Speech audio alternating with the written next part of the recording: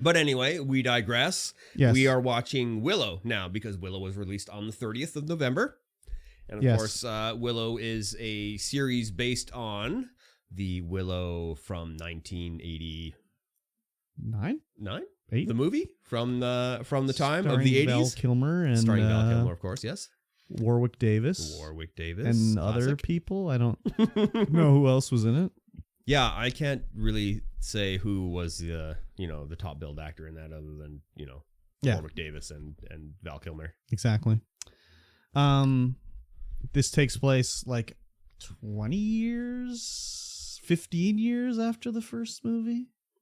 Like the baby's in the idea of the show is Elora the baby, Elora Danan. She's been spirited away. Spirited away, yes. And whatever.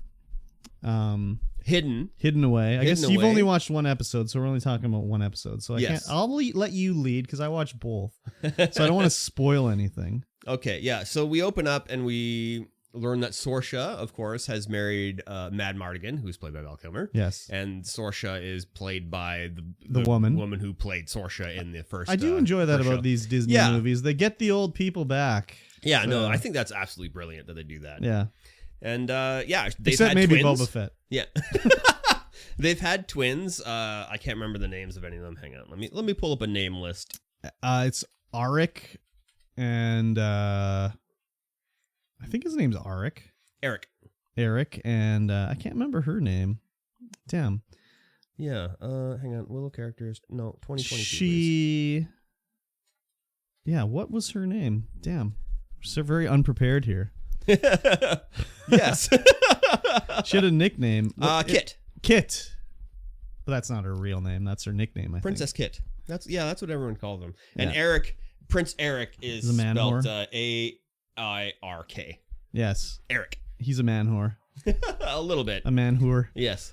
But it's also got and there's also another character named Jade. Yes. Who is she was in Falcon and the Winter Soldier as the main bad guy in that, or bad girl. And who was she in the show? She is Jade. And that is what her that is Kit's sparring partner? Sparring partner. She was the bad guy in Falcon Winter Soldier? Yeah. Like what was she, a 19-year-old bad guy? Yeah. That's crazy. She looks quite different in both shows. Like okay. she looks way older in Falcon and Winter Soldier. I would say quite a so bit younger because she looks young in this show. Yeah. So that's crazy. Yeah, show opens. We get to learn about these characters. Like Eric is just a man whoring it up, kind of. Not kind of. I mean, the implication is that he's a big man whore. Yes. So. And then Princess Kit and Jade are very into the swords play and yes, combat and stuff like that, and they're learning how to do that. Yeah, as soon as the show opened up, and I was just like, "No, the Wiener Boys aren't going to like this." No, they sure aren't. There's too many girls fighting in this at the beginning of this. Yeah, there's too many strong female leads. Yeah. So I found that the language in this show is very like 2022. Yeah, it's kind of like it's written like they're in 2022, speaking as in 2022, but in some fantasy world. Yeah, it's totally like this could have been like in modern day, basically. Yeah. It just happens to have like swords in it and sorcery, basically. But yeah, the way it was written was very like anachronistic, which is okay because after watching so much Game of Thrones and like all this shit where it's just like my lady, my lord, sort of like gritty fantasy, this was kind of like a nice like, this is just like a family show here. Yeah. I'm okay with this. So we get to see a little bit of the city in this, and it's done. It's a throwback to kind of sets that they would do back in the day where it looks okay on an 80s camera, but in 4K 60 it doesn't look like, you can tell it's just like a built set. Yeah. I actually really like that aspect because it's like a harken back to what Willow was, or they just built everything and it was done on a budget. Exactly. And it looks like it's built. It doesn't look like it's fully CG like a lot of the places that they go. Yeah, I mean there is some that's obviously CG, for sure. like the castle exterior. Yeah. It's not like they built a fucking giant castle or whatever. Yeah. It would have been cool if they did it more like they did it back then, where it's like, we got a nice matte painting back here that we did of a castle. Yeah. Stand in front of that. Those are the best. Yeah, I love the that. matte painting background. Yeah, so. We learned that in this episode that Kit is betrothed to... The way the kingdom is run is that there are multiple kingdoms that run their little areas in a democracy, I guess you could say. It's democracy, really. And Kit has been he's betrothed to Graydon Hoster. Yeah, and who was this guy? I recognize this guy, but I don't know what I recognize him from. He's been in a lot of things. Yeah, I totally recognize him, but I was just like, yeah, I don't know what he's from, but it was also, that's like, yeah, that's a typical like fantasy thing, like also Game of Thrones and all that shit. It's always like, let's unite House Lannister to House, yeah, you know, Tyrell through a marriage. Let's have your daughter marry my son or whatever. Yeah. So, I'm not too surprised about that. But again, it was totally just like, you know, the way they're talking and acting was just modern day. I'm surprised they didn't say so. Oh, it's all good. Yeah. Like, that's kind of the way it was anyways. Yeah, and so Graydon Hoster is played by Tony Revolori. Okay. And I recognize him. He's been in a lot of things, but I don't know. Nothing major? Nothing, nothing major that I can think of. Yeah. Yeah. He's very like recognizable looking dude. Yeah. So. And the way he plays the character is kind of just like he's just monotone and uninteresting. He's just, well, yeah. I mean, think at least in episode 1 anyway. Yeah, at least in episode 1, yeah. Yeah. And so him and Kit are not a good match with like, they're very different people. Yeah, exactly. As it were. So all this time, Sorsha has been getting telepathic prompts from Willow. Like, the Gales are coming. The Gales are coming. Yeah. Evil is coming back. So. Oh, yeah, I guess we better not gloss over Eric and his maiden, his biscuit maiden. Yeah, Dove. The Dove, yes. So the biscuit maiden, I can't remember what her actual name. Let me see if I can find it. It's Hildegard. Ellie. Or it is just Dove. Her name's Ellie Bramber, the actress. Well, no, that's her. Dove is her name. Yeah. Don't look too much into that. But in the season episode 2 are real. Her actual name is like Hildegard. Oh, okay. Yeah. So. Oh well, I know what her actual name is because they say it at the end of the episode. Oh, do they? Yeah. Oh, I didn't remember that. Well, yeah, because Willow comes out and he's like, I recognize you. Oh, that was the end of episode 1? That was the end of episode 1. Oh, I thought that was in episode 2. Okay. Yeah, her name anyways, her real name is Hildegard. Her given name. Yes. Yeah, we find out that Eric and Dove are like, oh, no. Eric's going to like commit to her and whatever. Yeah. And because he's like a notorious man whore, but now he's just like, oh, I am digging you. Let's get married or whatever. Yeah. But he only tells her, and then the kingdom gets attacked. Yes, by the Gales. I thought these guys were cool.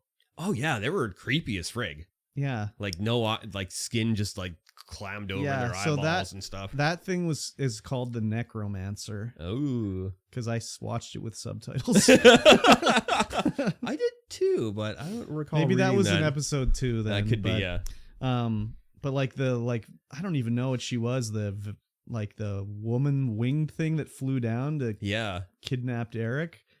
She looked creepy as hell, dude. Yeah, man. And it looked really good. Like, yeah, it did.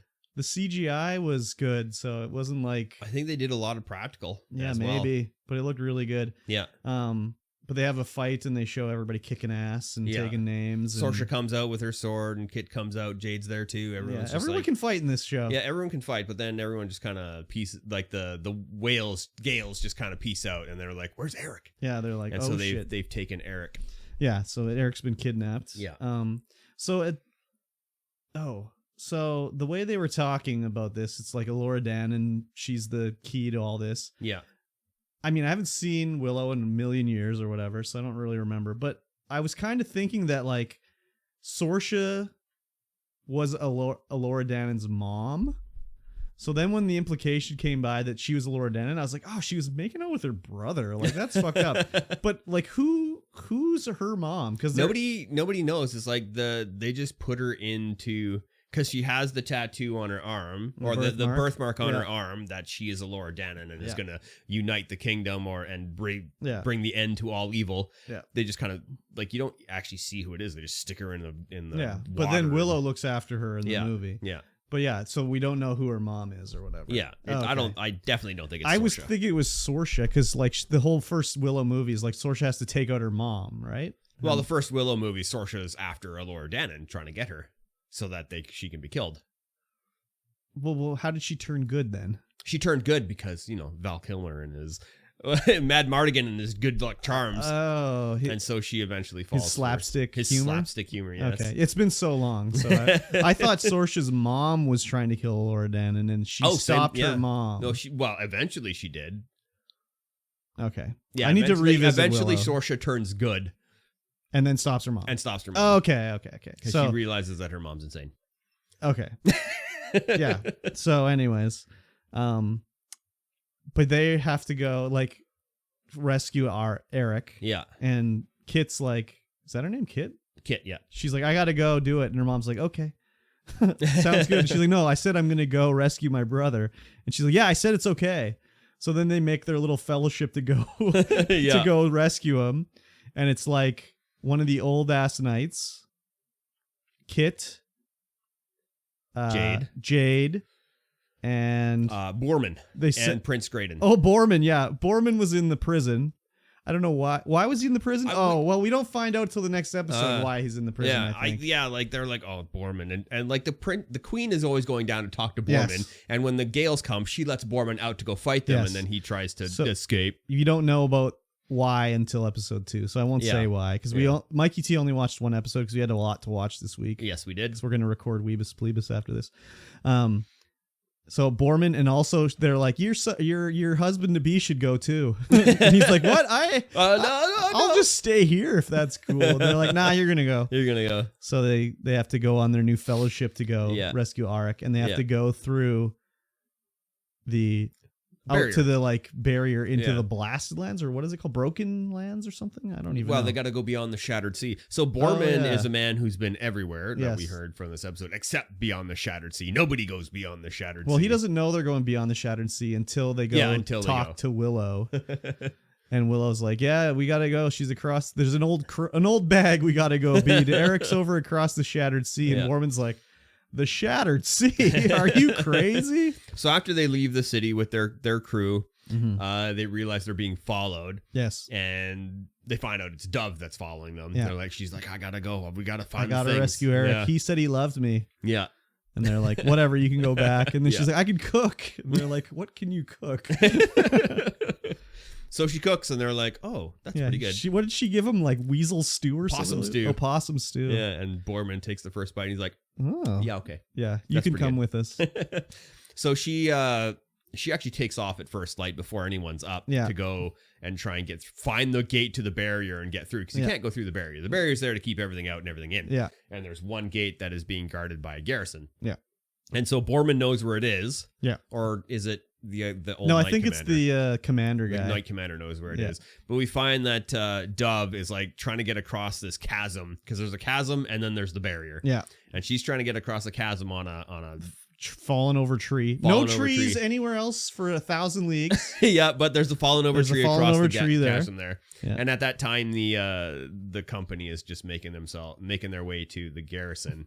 Through the gate, and they find this writing on the wall in some kind of red, mysterious paint. Yes, could be blood. Who knows? No one can read it except Graydon, because he's a nerd. He's a nerd. He's educated. As he starts reading this, just like a demonic prayer, earthquakes start to happen.